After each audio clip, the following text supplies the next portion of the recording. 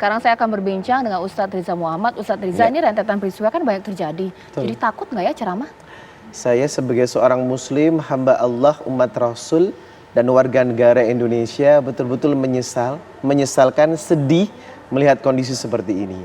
Jadi, innama bu'ithtu liutammima sholihal akhlak. Rasul itu diutus untuk memperbaiki akhlak. Tapi kalau ada kejadian penusukan seperti ini, seandainya pelakunya adalah muslim, ia berkhianat kepada Allah dan Rasulnya. Dan kalau seandainya pelakunya dan muslim, berarti agamanya tidak bisa mendidik dia menjadi orang yang baik. Namun efek bagi saya, takutkah? Kita tidak pernah takut. Kenapa? Innal ladzina qalu rabbunallah tsumma istaqamu tatanazzalu alaihimul malaikatu alla takhafu wa la tahzanu. Jadi jangan pernah takut dan bersedih. Karena apa? Kita mengemban satu misi dakwah. Dan dakwah itu, waman ahsanu qawlan mimman da'a ilallah. Pekerjaan yang mulia di hadapan Allah. Maka kejadian-kejadian seperti ini jangan pernah bisa merasa menyurutkan langkah seorang pendakwah dalam memperbaiki komunitas umat. Oke, sekarang kita langsung saja ya ke Ustadz Zaid. Ustadz Zaid, di sini Ustadz Riza memang tidak takut, tapi kan yang menjadi korban di sini, Masya Allah, Ustadz Zaid ya. Bagaimana Ustadz? Ini pasti punya pengalaman buruk, tapi ini bagaimana? Akan mungkin butuh waktu berapa lama untuk berdakwah atau bagaimana Ustadz Zaid? Sebenarnya kalau kondisi berat masih terlalu dengan kejadian ini, lalu semangat tersurut untuk menyampaikan dakwah kepada umat. Nah, cuman semangat masih tetap bersemangat. Terus kita anggap ini mungkin ada hikmah di baliknya. Dan istilahnya tidak, dengan kejadian ini tidak menyurutkan semangat, tetap semangat bi'ila'i kalimatillah, untuk mendidikan agama Allah. Ustadz, pelaku kan sudah ditangkap. Apa pesan yang mungkin kalau disampaikan langsung ke pelaku ini dari Ustadz?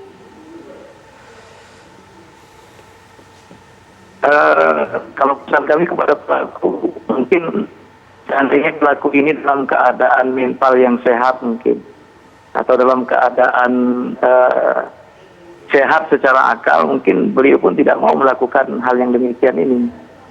Tapi mungkin karena ya ada satu hal atau beberapa hal hingga beliau melakukan sesuatu yang tidak kita inginkan. Pesannya ya bagaimana ya, merubah dirilah, bertobat kepada Allah. Baik, Ustadz Said Maulana, terima kasih atas waktunya. Saya doakan, dan mungkin di sini narasumber lain juga mendoakan, seluruh masyarakat Indonesia mendoakan Ustadz Zaid sehat, lekas, segera sembuh dari penyakitnya dan bisa berdakwah secepat-cepatnya. Terima kasih Ustadz Zaid Maulana. Iya. Ya, sekarang saya mau ke Bang Reza. Kalau misalnya kita lihat tadi Bang Abalin mengatakan bahwa ini masalah bisa akan terurai atau mungkin selesai ketika ada pengamanan dari aparat kepolisian. Tapi apakah memang ketika ada orang yang memang sudah punya niatan apapun pasti akan bisa dilakukan? Bagaimana Bang Reza? Mari kita perluas sedikit perspektifnya Mbak. Bahwa ketika kita bicara penyerangan terhadap ulama, hari ini tidak hanya berupa penusukan loh. Kalau kita simak obrolan di media sosial, itu cercaan, caci maki, sumpah serapah, kemudian juga gambar-gambar tak senonoh terhadap para pemuka agama kita, itu bertebaran luar biasa banyak. Jadi serangan hari ini tidak hanya serangan secara fisik, tapi juga serangan secara virtual. Belum lagi kalau kemudian adanya penghalangan ya. Wali ulama kita ingin mencerahkan umat, memberikan pendidikan religiusitas bagi masyarakat, tapi dihalangi untuk berceramah di sana, dihalangi untuk berceramah di sini, lebih karena adanya prasangka, prejudice, bias, sesuatu yang semestinya harus itu semua bisa mendorong dengan perilaku langsung aktif melakukan penyerangan, atau memang ada hal lain yang biasanya dibalik itu? Dua-duanya kemungkinan masuk akal. Kalau kemudian kita fokus pada motif kebencian, makanya ada kategori khusus, yaitu kejahatan yang latar belakangi oleh kebencian, hatred crime. Faktor bias itu sangat dominan. Itu siapa? Itu siapa? Dia berlatar belakang seperti apa? Afiliasinya seperti apa? Bias. Hatred crime. Tapi juga ada tujuan-tujuan instrumental. Nah, tujuan instrumental tidak ada sangkut pautnya dengan suasana hati nih. Barangkali kalaulah ini memang ada mastermind-nya, dalangnya itu punya sebuah skenario besar, ingin merusak relasi antara masyarakat dengan polisi misalnya. Kenapa? Karena penyerangan semacam ini akan mengguncangkan rasa aman kita. Gitu. Saya tuh penasaran Ustadz Riza, tapi ada haters, ada yang mungkin pernah dicerca, pernah ada? Kalau cyberbullying itu banyak banget. Artinya secara psikologis yang membuat kita kadang down, atau membuat kita kadang emosi dan marah Ya. itu ada. Oke, Bang Abalin, sekarang saya mau tanya di mana kemudian posisi Badan Koordinasi Mubalik Indonesia ketika di media sosial, di kehidupan nyata, ini kemudian banyak orang-orang yang sudah menabur kebencian kepada para pendakwah, Bang Abalin. Ya, memang begini, kalau dilihat dalam dua sisi. Kalau kita bicara tentang pelaku penusukan ini, penyerangan ini kan saya juga berkali-kali mengatakan bahwa tentu kita menghormati ya, ada proses yang sedang dilakukan oleh kepolisian negara. Tidak mustahil mungkin dia juga dibawa pengaruh obat.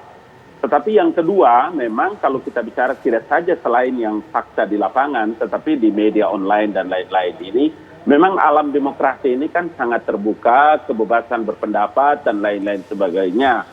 Tetapi memang yang kita perlu itu adalah dari semua pesan-pesan yang kita sampaikan itu benar-benar bisa memberikan pencerahan kepada umat, kepada publik. Jadi kebebasan itu tidak absolut, tetapi pesan-pesan agama itu tidak diiringi dengan caci maki, penghujatan, mengkafir-kafirkan orang lain dan seterusnya. Kan itu sebetulnya esensi dari peringatan Maulid. Innama bu'ithu liutammima makarimal ahlak. Nabi itu kan diutus dalam urusan yang akhlak paling utama dan prioritas. Sehingga memang di media sosial atau di media mainstream itu memang kita tidak menggunakan kebebasan itu kemudian absolut dengan sesuka hati. Tetapi pesan-pesan agama ini benar-benar berkali-kali juga kita sampaikan kepada kawan-kawan agar bisa memberikan pencerahan. Menggeser orang dari perilaku-perilaku yang tidak benar menjadi perilaku-perilaku yang dituntunkan oleh Rasul Muhammad SAW berdasarkan ajaran Al-Quran dan Sunnah Rasul. Itu sebetulnya esensinya, Mbak Caca. Baik, Bang Abalin tadi sudah tersinggung atau mungkin sedikit disinggung mungkin ya maksudnya ya dari Bang Abalin bahwa konten, lagi-lagi mengenai konten. Apakah memang benar bahwa kebencian itu semua dikarenakan konten ketika para penceramah tersebut kemudian berdakwah di tengah-tengah masyarakat? Bahkan pemirsa memang tidak hanya di Aceh Tenggara, ada juga kejadian baru-baru saja terjadi penyerangan terhadap Ustadz di Depok, Jawa Barat. Saya pun akan memperdalam mengenai isu ini. Sesaat lagi di Apa Kabar Indonesia Malam. Selain di Aceh Tenggara, penyerangan juga terjadi di Depok, Jawa Barat. Sekarang saya akan berbincang langsung dengan Kompol Wadi Sabani, Kasat Reskrim Polres Metro Depok. Pak Wadi Sabani. Ya Mbak. Ya Pak, bisa Selamat diceritakan ya ini bagaimana kronologis kejadian dan apa ini alasan dari pelaku melakukan penyerangan memang berhasil digagalkan pada akhirnya. Seperti apa? Ya, tadi pagi sekitar pukul 3 subuh Mbak di daerah atau di wilayah Cinere tepatnya. Terjadi awal mulanya didengar keluar dari rumah dari dalam ada suara ribut-ribut di luar rumah, suara pintu ditendang dan orang teriak-teriak. Kemudian yang punya rumah keluar dan ternyata memang pelaku sedang mengamuk di depan rumah dan kemudian oleh pemilik rumah dan berikut santrinya diamankan pelaku tersebut dan kemudian diamankan di Polsek Limo di Polres Metro Depok. Pelaku ini kenal dengan korban, Pak? Dari keterangan pelaku ini memang belum bisa kita ambil keterangan secara jelas karena memang pelaku masih belum bisa diajak komunikasi secara benar, secara jelas, secara terang. Keterangannya masih belum bisa dibuat untuk pegangan, Mbak. Maksudnya ada kecenderungan bahwa pelaku ini mengalami gangguan kejiwaan? Itu sedang kami lakukan penyelidikan. Saat ini pelaku sedang ditangani di Rumah Sakit Jiwa Cilendek, Bogor. Personel kami sedang mendampingi berikut dengan keluarganya juga di sana, Mbak. Oke, terima kasih Pak Wadi Sabani, Kasat Reskrim Polres Metro Depok. Sekarang saya ke Ustadz Riza. Ustadz Riza, dikatakan Bang Abalin bahwa janganlah kemudian berceramah dengan tema-tema yang memprovokasi atau mungkin mengkafir-kafirkan. Ya. Setuju tidak dengan konten ini sangat berpengaruh kepada perilaku jamaah yang kita ceramahi. Karena apa? Dalam surat An-Nahl 125, "Ud'u ila sabili rabbika bil hikmah wal mau'izatil hasanah." Sampaikan dakwah itu dengan hikmah dan nasihat yang baik. Bahkan Nabi mengatakan, "Man kana yu'minu billahi wal yawmil akhir falyakul khaira aw liyasmut."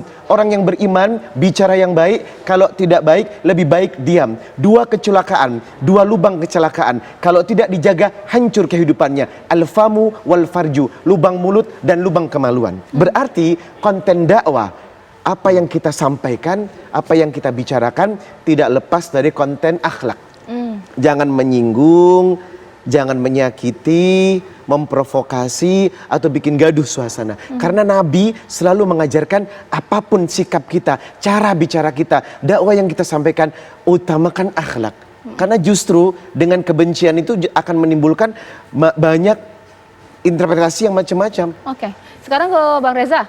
Tapi kan para penyerangan tersebut tidak menyaksikan ceramah itu kalau masalah konten. Ini menarik tanda petik. Ketika Pak Ngabalin mengait-ngaitkan ke masalah konten, mari kita cek apakah seluruh pemuka agama yang dibacok, yang dianiaya, yang selama ini diberitakan, adalah mereka-mereka yang selama ini mengumbar kata-kata tak senonoh pada saat mereka berada di atas mimbar.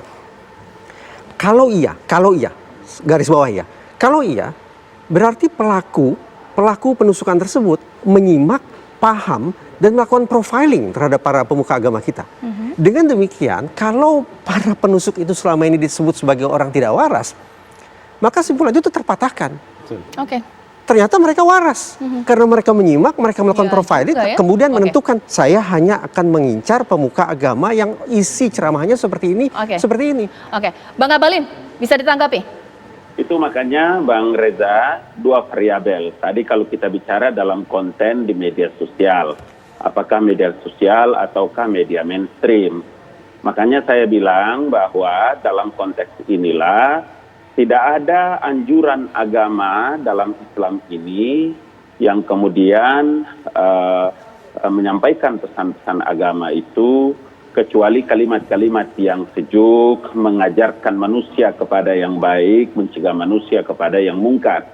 Makanya juga tadi saya bilang, kalau ada orang yang melakukan penyerangan kepada para mubalik, para ustadz dari mimbar-mimbar yang begitu mulia, maka bisa jadi salah satu diantaranya adalah dia terpapar paham radikal. Atau memang manusia ini dibawa pengaruh obat. Karena tidak ada, balagha kan begitu, menyampaikan. Yuballighu, muballigh. Orang muballigh itu adalah menyampaikan pesan-pesan agama, pesan dakwah. Jadi makanya tadi saya bilang baik Ustadz Reza maupun Ustadz Bang Reza ya. Bang Reza. Saya senang sekali, saya bangga karena ini yang dari training ke training, dari pelatihan mubalik, kemudian kemarin juga seluruh organisasi-organisasi muslim di Republik ini mengikuti apa yang disebut dengan pelatihan, kemudian mubalik untuk bisa mendapatkan satu pikiran, chemistry yang sama di tengah-tengah perubahan zaman dan kemajuan transformasi teknologi yang luar biasa ini. Sehingga peristiwa-peristiwa ini menjadi pelajaran penting. Poin saya begini, Mbak Caca, Bang Reza, dan Ustadz Riza. Poin saya adalah memang sebagai Ketua Umum Pengurus Pusat Badan Koordinasi Mubalik seluruh Indonesia, ini poin yang penting untuk juga kami menyampaikan kepada kepolisian negara.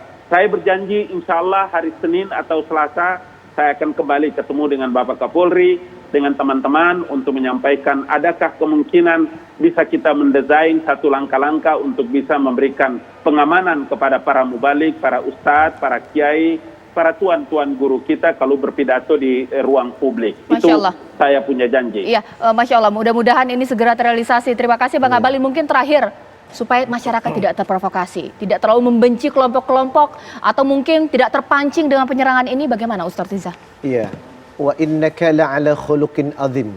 Berkaca kepada kepemimpinan Rasulullah, maka jadilah kita masyarakat, pemimpin atau umat yang senantiasa dalam berfikir, bertindak menggunakan akhlak. Maka taraktu fikum amraini lan tadillu ma tamassaktum bihima kitaballahi wa sunnata rasulihi. Selama umat menjadikan Quran dan hadis sebagai petunjuk, maka insya Allah segalanya akan berjalan baik-baik saja. Baik, dan mungkin terakhir ini Bang Reza, supaya tidak juga ada masyarakat yang terprovokasi atau mungkin peristiwa ini terulang kembali kemudian dengan orang yang berbeda. Saya ingin berasumsi positif bahwa teman-teman di kepolisian sudah bekerja secara promotor. Itu asumsi yang terus-menerus saya pompa. Tapi tidak bisa dipungkiri, rasa sanksi atau syakwa sangka dari kalangan masyarakat tetap akan muncul. Saya merekomendasikan MUI untuk kemudian membentuk sebuah tim investigasi bersama dengan teman-teman di kepolisian. Jadi selalu berjalan bersamaan untuk memastikan apakah pekerjaan satu sama lain bisa saling melengkapi, plus membantu polisi mengkomunikasikannya ke masyarakat. Ya. Karena kalau polisi saja yang berkomunikasi, syakwa sangka itu tampaknya agak sulit untuk kemudian diketepikan. Kalaulah MUI belum cukup punya waktu untuk itu, jangan-jangan Pak Ngabalin dengan organisasinya yang terpanggil untuk melakukan pendampingan terhadap teman-teman di polisi. Tidak hanya untuk mendesain besar, tapi untuk investigasi hukumnya. Betul. Sepakat. Bang Reza, terima kasih. Ustadz Mbak Riza, Caca, terima Mbak kasih. Caca. Terima Iya, kasih. Bang Ngabalin, singkat. Mbak Caca, satu poin, saya berjanji bahwa setelah turun siaran ini, saya akan telepon Pak Kapolri untuk membicarakan ini secara serius. Luar biasa. Dengan langkah-langkah seperti yang diusulkan juga oleh Bang Reza, dan mungkin juga kami akan bicarakan dengan Majelis Ulama. Baik, terima kasih Bang Ngabalin. Kita harapkan ada rasa aman yang mutlak kepada para pendakwah kita di Republik kita ini.